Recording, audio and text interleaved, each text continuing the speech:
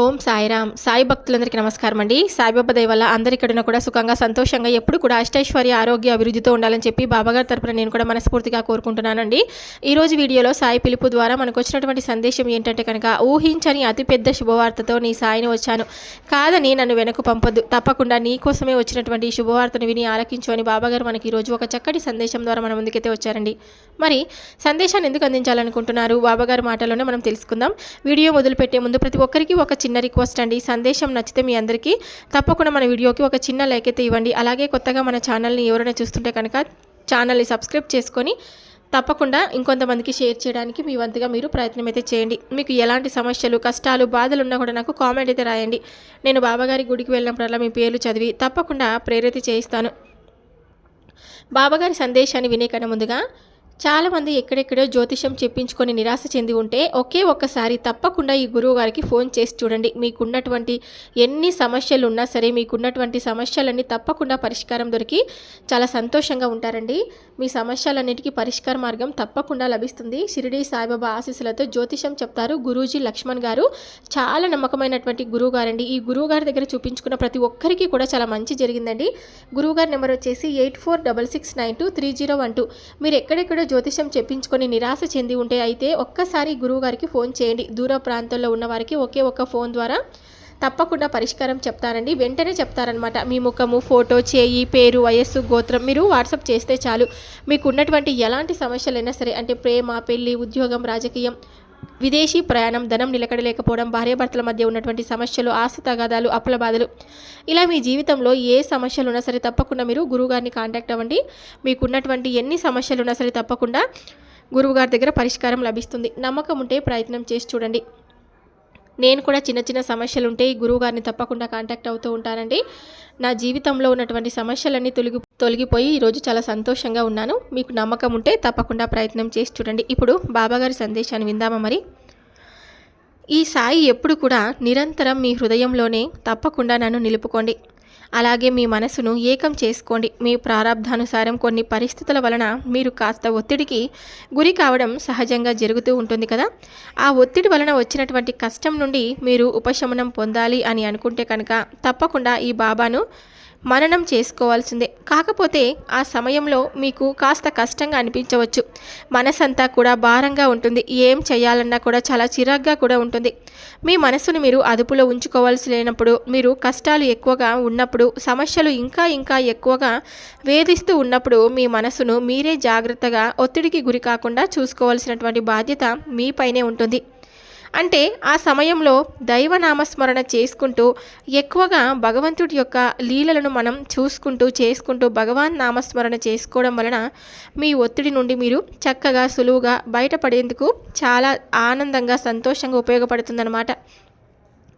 భగవాన్ నామస్మరణ కాబట్టి ఈ సద్గురు యొక్క నామం మిమ్మల్ని తప్పకుండా మీ ఒత్తిడి నుండి బయటపడివేయడమే కాకుండా మీకు ఏమాత్రం కూడా కష్టం అనేది లేకుండా మీ మనసుకు ప్రశాంతత ఏర్పడే విధంగా కూడా చేస్తాడనమాట.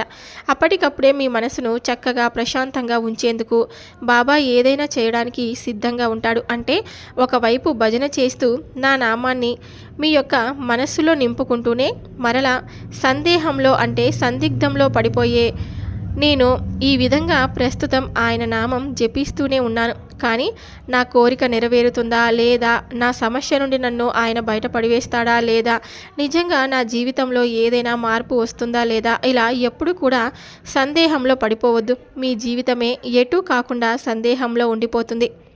ఏదైనా ఒక నమ్మకాన్ని ఏర్పరచుకోండి. అది ఏ భగవంతుడి పైనైనా సరే, నీకు బాబా కలలో దర్శనమిచ్చాడా, నీ కోరిక నెరవేర్చాడా, ఇదంతా నిజమేనా, ఈ విధంగా సందేహించవద్దు. ఎందుకంటే నీకు ఒకసారి ఆయన కలలో కనిపించాడంటే మాత్రం నీకున్నటువంటి సమస్య నుండి నువ్వు తప్పకుండా బయటపడ్డావు అంటే కనుక అది భగవంతుని యొక్క అనుగ్రహంగానే భావించాలి. అలాగే నీకు బాబా ఏదైనా కలలో కనిపించి ఒక సహాయాన్ని అందిస్తున్నట్లుగా నీకు అనిపిస్తే కనుక నీకున్నటువంటి కోరిక అన్నీ కూడా, అవి నెరవేరుతుందని నీవు పూర్తిగా విశ్వసించాలి. అప్పుడే కదా నీ జీవితంలో ఏదైనా కానీ ఆశలు అనేవి పెంచుకుంటూ పోతారు. ఆ ఆశ లేకపోతే జీవితం ముందుకు సాగిపోవడం చాలా కష్టం. మనిషికి ఎప్పుడు కూడా ఆశ అనేది ఉండాలి. ఆ ఆశతోనే ప్రతినిత్యం కూడా ప్రతిరోజు కాకపోయినా రేపైనా మేము సంతోషంగా ఉంటాము అనేటువంటి ధైర్యాన్ని కలిగి ఉండాలి.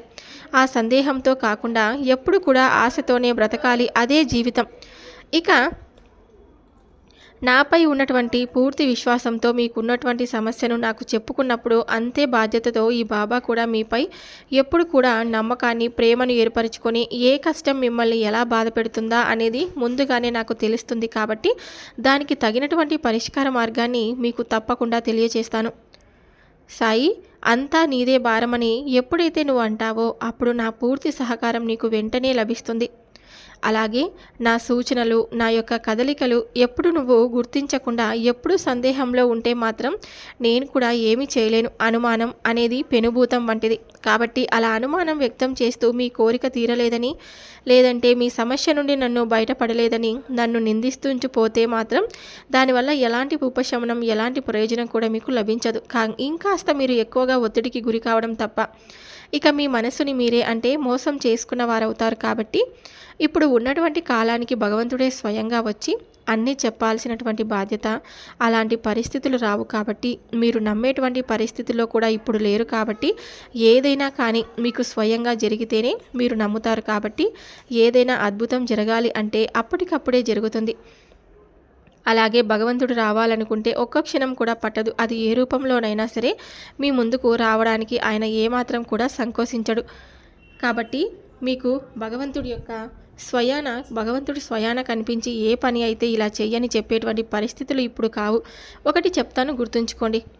ఏవైనా అవసరమైతేనే అది ఎవరో ఒకరి ద్వారా అవసరాన్ని నీకు అందించేటువంటి బాధ్యత భగవంతుడే. ఇక మీరు భగవంతుడిని అడుగుతున్నారు కాబట్టి ఆయన తప్పకుండా మీకు ఏదో ఒక రూపంలో అయితే మీరు అడిగింది ఇచ్చే తీరుతాడు. అంటే ఒక సందేశం ద్వారా కావచ్చు, లేదా మీ శ్రేయోభిలాషల ద్వారా కావచ్చు, అసలు పరిచయమే లేనటువంటి ఒక వ్యక్తి రూపంగా కావచ్చు. అది ఎలాగైనా కానీ మీకు ఉన్నటువంటి కావలసినటువంటి సహాయం మీకు అందేలాగా చేస్తాడు. కానీ మీరు దాన్ని గుర్తించేటువంటి మనసును మాత్రం మీ మీదే ఆధారపడి ఉంటుంది. నమ్మితే రాయి కూడా భగవంతుడిగా దర్శనమిస్తుంది కదా. అదే నమ్మకుంటే ఆ రాయి ఎప్పటికీ కూడా కేవలం ఒక రాయిగానే మీకు కనిపిస్తుంది. కాబట్టి ఏదైనా కానీ మీరు నమ్మేటువంటి విధానం బట్టి ఉంటుంది. నమ్మకం ఉంటేనే ఏ పనైనా చేయండి. నమ్మకం ఉంటేనే ఏ దైవం పట్లైనా నమ్మకాన్ని పెంచుకోండి. దేని గురించైనా సరే వినండి. అంతేకాని మీ మంచి కోరే వారికి, అలాగే మీకోసం ఆలోచించే వారిని ఎప్పుడు కూడా అనుమానించి వారిని కించపరిచే విధంగా మాత్రం ఎప్పుడు కూడా మీ ప్రవర్తన ఉండకూడదు. అది మనిషి అయినా, భగవంతుడైనా, ఏ జీవైనా. ఇక నువ్వు ఏ బాధ అంటే దేని గురించి అయితే బాధపడుతూ ఉన్నావో ఆ బాధను కూడా నేను చూడలేకపోతున్నాను.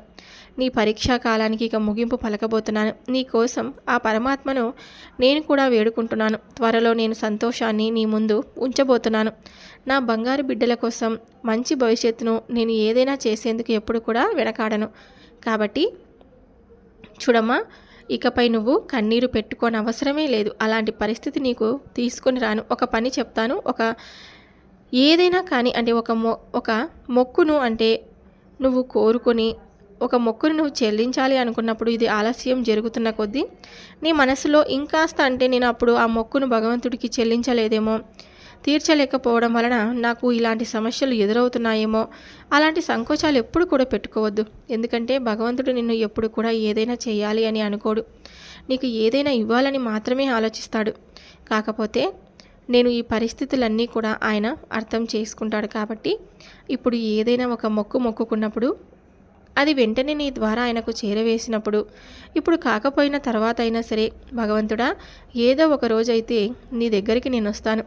ఈలోపు నీకున్నటువంటి సమస్యలను కూడా తొలగించు స్వామి. ఎటువంటి ఆటంకాలు లేకుండా నీ మొక్కును నేను నెరవేర్చే బాధ్యతను తప్పకుండా చేయి స్వామి అని ఒక్క మాట అనుకున్నా చాలు. భగవంతుడు నిన్ను తప్పకుండా రక్షిస్తాడు.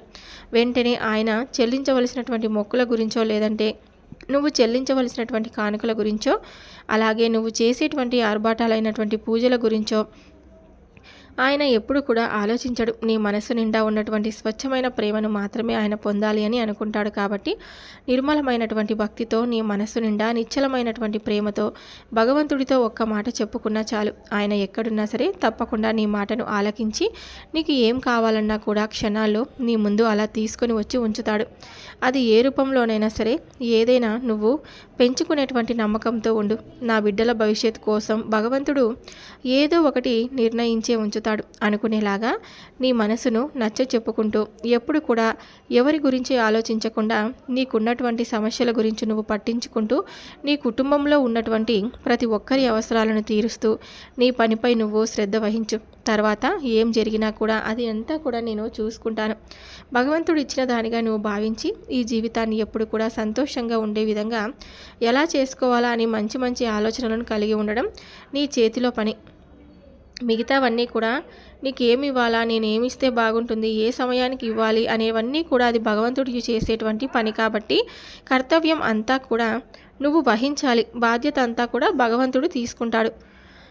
ఓర్పు ఎప్పుడు కూడా ఓటమి ఎరగదు. సహనంతో అసలు సాధ్యం కానిదంటూ ఏదైనా ఈ లోకంలో ఉంటుందా? ఉండదు కదా.